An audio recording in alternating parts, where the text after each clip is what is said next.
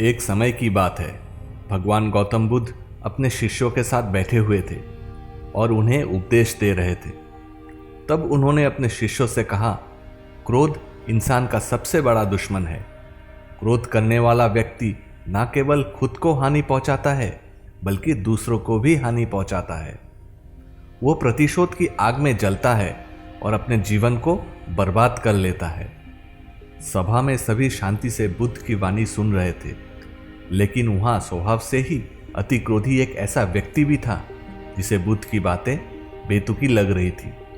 वो कुछ देर तक तो सुनता रहा, फिर अचानक ही बोल उठा, तुम पाखंडी हो, बड़ी बड़ी बातें करना यही तुम्हारा काम है। तुम लोगों को भ्रमित कर रहे हो।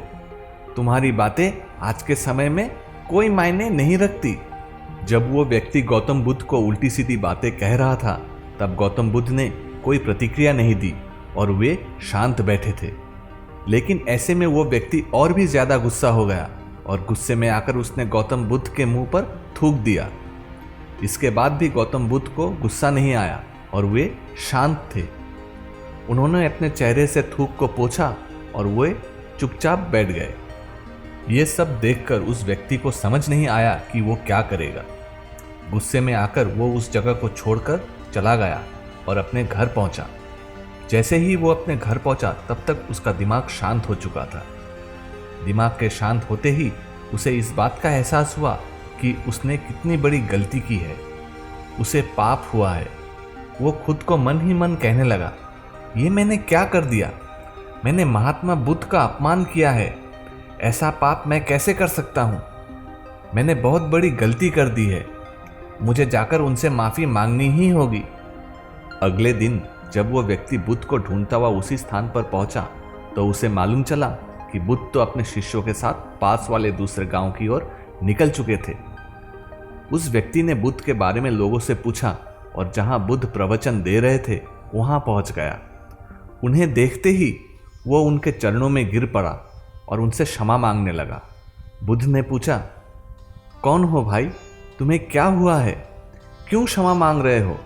उस व्यक्ति ने कहा, मैं वही हूँ जिसने कल आपसे बहुत बुरा व्यवहार किया था। मैं शर्मिंदा हूँ। भगवान बुद्ध ने उसे कहा, हमें कल की बातों को कल में ही छोड़ देना चाहिए। वो अच्छा हो या बुरा, उसके बारे में बार बार विचार नहीं करना चाहिए।